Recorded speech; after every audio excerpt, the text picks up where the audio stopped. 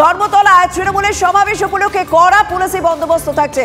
শহরের দায়িত্বে থাকছেন 26 জন ডেপুটি কমিশনার, থাকছেন 80 জন অ্যাসিস্ট্যান্ট কমিশনার। সভাস্থলের কাছে 3500 পুলিশ কর্মী মোতায়েন থাকবেন। 4 জন ডিসি থাকবেন মঞ্চের সামনে। পার্কিং এর জন্যও জায়গা নির্দিষ্ট করা হয়েছে। বঙ্গবাসী ground, Gangasagar Mela ground, Shaheed Minar Maidan, Chittaranjan avenue, AJC Bose road, strand রোডে পার্কিং এর ব্যবস্থা থাকছে।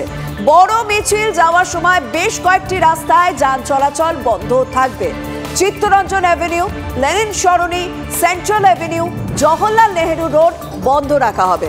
Howrah station, Sealdah station, Kolkata station, park circus, 7 point, Khidirpur, Shyambazar ও হাজরা থেকে বড় মিছিল যাবে সভাস্থলে। সেই কারণে ওই রাস্তাগুলি বন্ধ রাখার কথা ভাবনা চিন্তা শুরু হয়ে গিয়েছে।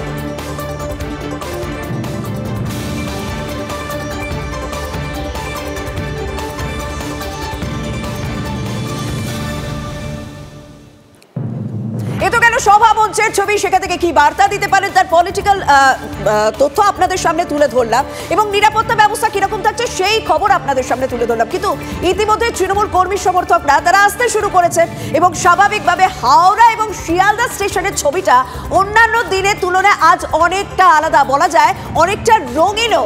সেখান থেকে আমাদের দুই সহকর্মী দুটি প্রতিবেদন তুলে ধরেছেন। আমাদের সহকর্মী শ্রাবন্তী এবং সুব্রতর প্রতিবেদন দেখুন। লোকসভা নির্বাচনের পরে 21শে জুলাই কার্যত তৃণমূল কংগ্রেসের কর্মী সমর্থক তাদের মধ্যে একটা আলাদা রকমের উচ্ছ্বাস। কোচবিহার থেকে বিপুল সংখ্যক মানুষ এসেছেন, তাদের মুখে একটাই স্লোগান, দিদির ডাকে বারবার।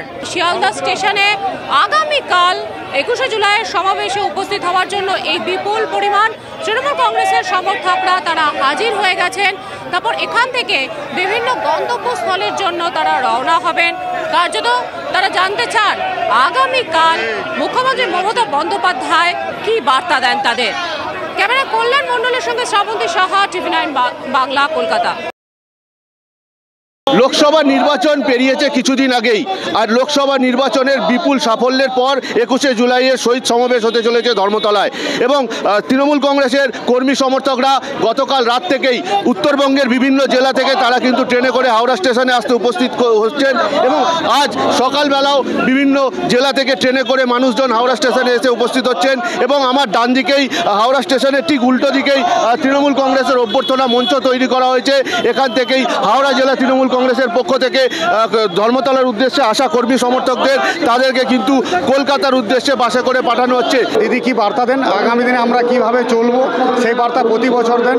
এবারও সেই বার্তা নেওয়ার জন্য শহীদদেরকে স্মরণ জানানোর জন্য পুরুলিয়া থেকে আমাদের কর্মীরা বাঘমুন্ডি থেকে এসে উপস্থিত হয়েছে, পুরুলিয়া থেকে এসে উপস্থিত হয়েছে। আমরা প্রায় 3000 খানেক লোক এসেছি বাঘমুন্ডি ব্লক থেকে। হাওড়া স্টেশনে প্রতি বছর যেমন ব্যবস্থা করা হয়, এবছর বিশেষ ব্যবস্থা নেওয়া হয়েছে, কারণ এবছরে যে মানুষরা আসবেন তারা আগে সব রেকর্ডকে ভেঙে দেবেন। আমাদের কর্মীদের মধ্যে ভীষণ উচ্ছ্বাস আছে। আমরা কাল থেকে সবাই রেডি হয়েছি, সমস্ত গ্রামের মানুষ, এক একটা গ্রাম থেকে 150-200 করে লোক আসছে, প্রচন্ড লোকের খুশি। এবারের এই শহীদ সমাবেশ তা কিন্তু অত্যন্ত গুরুত্বপূর্ণ হতে চলেছে বিধানসভা নির্বাচনের আগে। হাওড়া থেকে সুব্রত বন্দ্যোপাধ্যায়, TV9 বাংলা।